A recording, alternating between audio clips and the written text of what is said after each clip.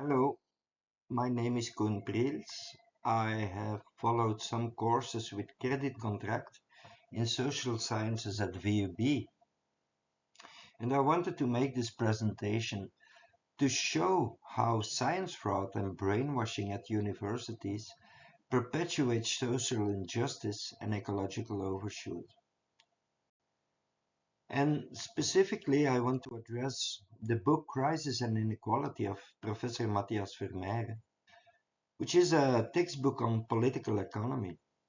Now, it looks good at first glance, as it discusses social and ecological crisis, but it turns out to be very deceptive and actually misinforms students about the actual operation of the banking system. Now, I have to tell you very honestly that I find it deplorable that this kind of brainwashing happens at universities in the midst of a deepening and escalating social and ecological crisis. So at page 149 there is, in order to understand how banks work and make profits, which is the process through which banks channel savings from deposit holders to people who wish to borrow money. The principal job of banks is to take in deposits from people who have surplus savings and extend loans to people who want to borrow. Now, this is the traditional justification for interest on loans, interest on credit, but it is false. And this myth that banks serve as a kind of intermediaries has been empirically falsified. So this is actually science fraud. It is brainwashing of students, capitalist propaganda, and dominating class violence. Right? Now, to what extent this is all on purpose, I cannot tell you, but it is absolutely outrageous, and given the social and ecological consequences of the global banking system, it is absolutely unjustifiable to have this kind of falsehood been taught to students at the university these days. Because indeed in 2014, Professor Richard Werner investigated empirically how banks actually create money, create credit. And what he found out is that it was known and it was already stated by the Bank of England, among others. But banks create brand new money each time someone takes out a loan. And they create it as a mere double entry account. So it is a mere accounting operation that they are actually doing, but they are charging interest on top of this. Now, here is the thing.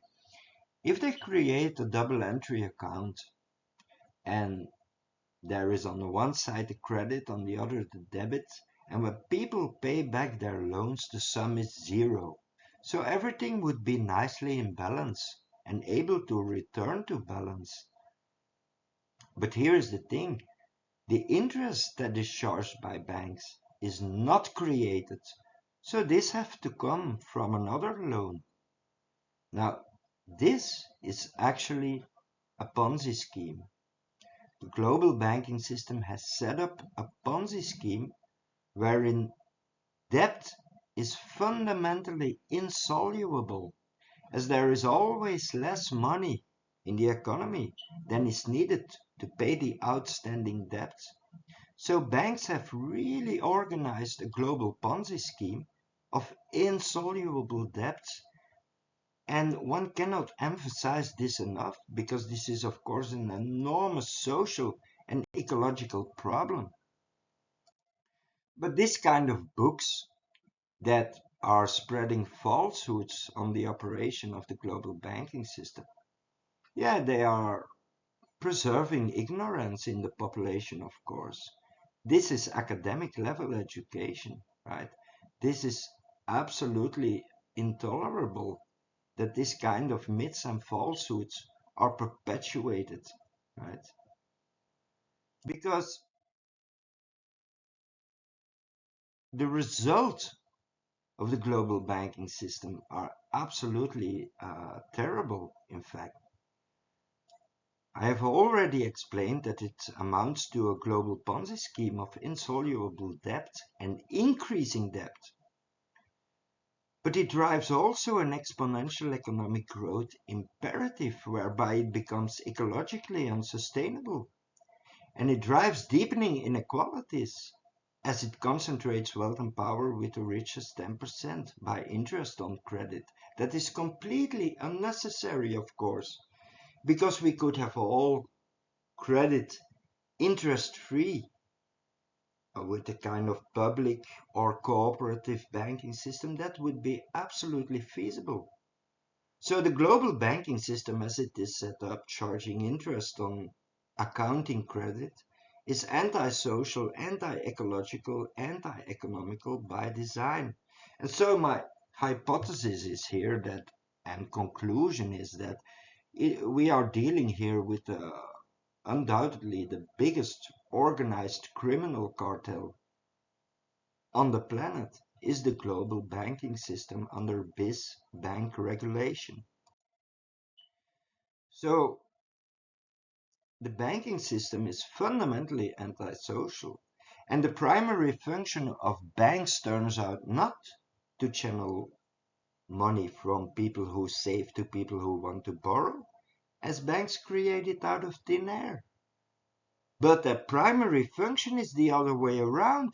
It is to channel wealth from poor to rich, from people who borrow more than they can save, to people who save more than they have to borrow.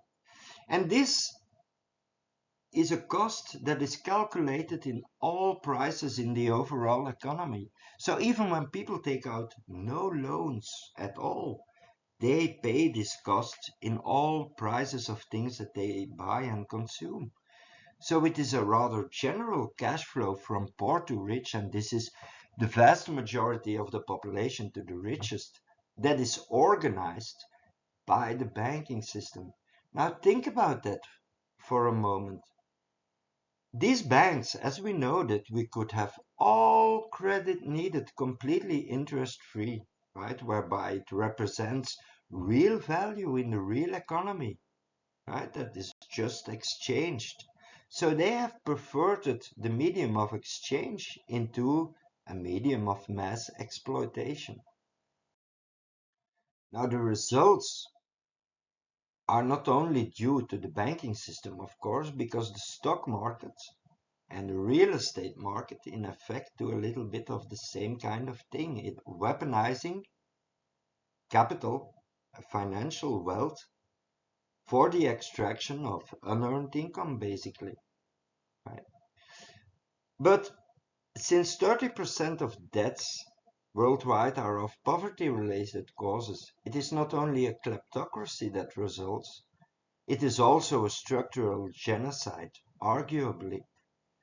So the obfuscation of these issues has dire consequences. As the UN observes, we live in a world of debt that is a growing burden to global prosperity. Now, we have seen how this is a systemic imperative imposed by the banking system already. Right? So there is ever increasing and in principle insoluble debt, whereby tragically the poorest countries pay the highest costs of this Ponzi scheme and systemic exploitation. So, in my humble opinion, academic science fraud and brainwashing has serious consequences, right?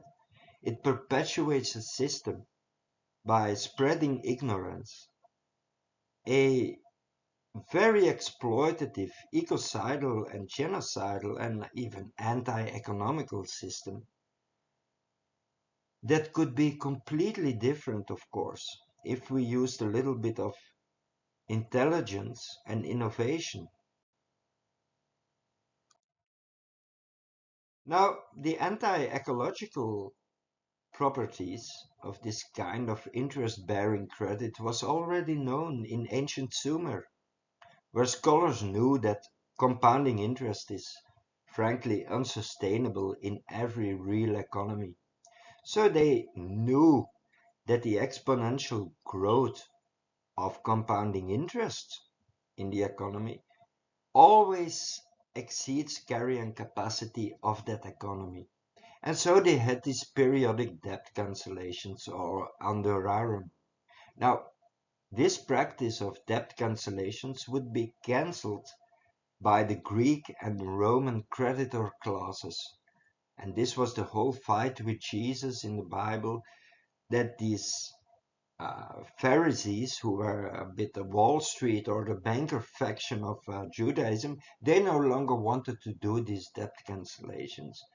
And actually, every Roman historian agrees on it, that Rome has fallen because of the rising debts and the rising indebtedness to a creditor class that did not want to cancel the debt anymore. Now it is amazing how we are exactly in a similar situation these days, but then on a global level and with much more life-threatening consequences. Because decoupling is a dangerous fairy tale. We know that energy and resource use is linked to GDP. So it has already been pretty well established that more economic growth will just destroy the planet. So distribution becomes increasingly important. So the banking system is programming the economy for ecological overshoot by creating a Ponzi scheme. And this is where we are going, right? We are already transgressing 6 critical planetary boundaries. In fact, degrowth has become an existential necessity. But the global banking system makes social and ecological well-being systemically impossible, right? So the banking system is programmed and is programming the economy for ecocide and genocide by structural and systemic dynamics.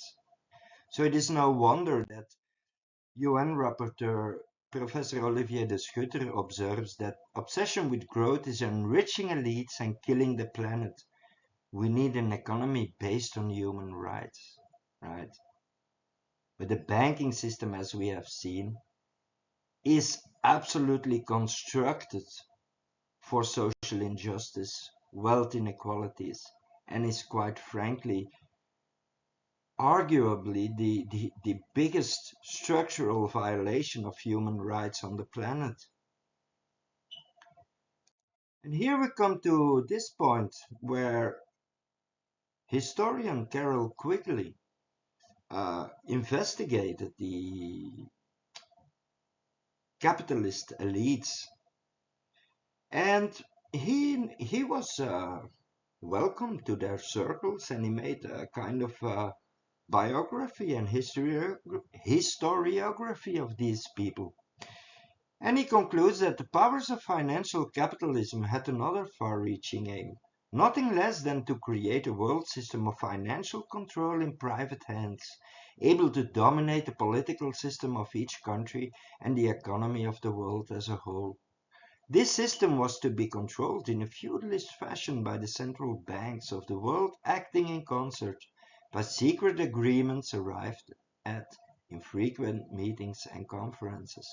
Now this is actual historical evidence based on facts. So some pictures that go around on the internet describe reality better than some academic textbooks. Dare to think conspiracies do happen indeed, right? And of course, the situation is much more complicated than a bunch of very wealthy bankers coming together to set up a Ponzi scheme. Because what they have done is actually a kind of ingenious crime. Because we know that the 10% richest people in society benefit from the scheme that they have set up. But where are all the leading authorities in society, the top politicians, the top academics, the top CEOs, they are all with this 10%. So there are literal incentives there to expose the system, right? But when you consider scientific integrity, we must expose the system as it is.